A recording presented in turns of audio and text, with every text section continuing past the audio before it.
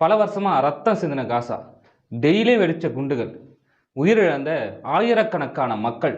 இப்போ இந்த போருக்கு உண்மையிலேயே முடிவு வரப்போதா? அமெரிக்க அதிபர் டொனால்ட் ட்ரம்ப் அறிவிச்சிருக்க மிகப்பெரிய திட்டம் மத்திய கிழக்கோட எதிர்காலத்தையே மாத்துமா? அமாஸ் அமைப்பு தன்னோட ஆயுதங்களை கைவிட சம்மதம் சொல்லிருச்சா? இஸ்ரேல் ராணுவம் உண்மையிலேயே காசால இருந்து வெளியேறுமா? இந்த 20 அம்ச அமைதி திட்டத்தில் இருக்கிற முக்கிய விஷயம் என்ன? முழுமையா தெரிஞ்சுக்க நம்ம வீடியோவை சப்ஸ்கிரைப் பண்ணுங்க.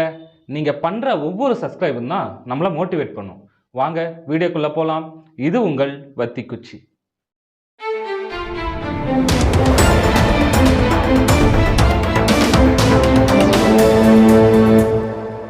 காசா போர்ன்றது ரெண்டு தரப்புக்கு மட்டும் நடக்கிற மோதல் மட்டும் இல்லை. ஒரு பக்கம் இஸ்ரேல் ராணுவம், இன்னொரு பக்கம் அமாஸ் அமைப்பு. இது ரெண்டுத்துக்கும் நடுவில் அப்பாவி மக்கள் தான் மாட்டிக்கிட்டு முழிக்கிறாங்க. வீடுகள்லாம் அழிஞ்சிருச்சு, ஹாஸ்பிட்டலில் மருத்துவமெல்லாம் கிடையாது, சாப்பாடு தண்ணி மருந்துக்கெல்லாம் கூட மக்கள் போராடுற நிலை தான் அங்கே இருக்குது. இந்த சூழலில் தான் ட்ரம்ப் அறிவிச்சதா சொல்லப்படும் 20 அம்ச அமைதி திட்டம் உலக நாடுகளை எல்லாம் திரும்பி பார்க்க வச்சிருக்கு. இந்த திட்டத்தோட முக்கிய அம்சம் என்ன தெரியுமா? அமாஸ் அமைப்பு தன்னோட ஆயுதங்களை கீழே போடணும். அது மட்டும் இல்லை, காசால அமைக்கப்பட்ட சுரங்கப்பாதைகள் எல்லாத்தையும் உடனடியாக அழிக்கணும் அப்படின்னு இந்த திட்டத்தில் சொல்லப்பட்டிருக்கு. ஆனால் இங்கே தான் ஒரு மிகப்பெரிய கேள்வி எழுது. அமாஸ் அமைப்பு தங்களோட ஆயுதங்களையும் சுரங்கப்பாதைகளையும் கைவிடுமா? ஏன்னா இதுதான் அந்த அமைதி திட்டத்தோட வெற்றியையும் தோல்வியையும் தீர்மானிக்கும். ஆயுதங்களை கீழே போட்டதுக்கப்புறம் இஸ்ரேல் ராணுவம் படிப்படியாக அங்கேருந்து விலகும்னு அந்த திட்டத்தில் சொல்லப்பட்டிருக்கு. அதுக்கப்புறம் காசாவோட பாதுகாப்பை யார் கவனிப்பா? இதுக்காக புது பாலஸ்தீன படையோட சேர்ந்து பாதுகாப்பு பணியை மேற்கொள்ளப்படும்னு சொல்லப்பட்டிருக்கு.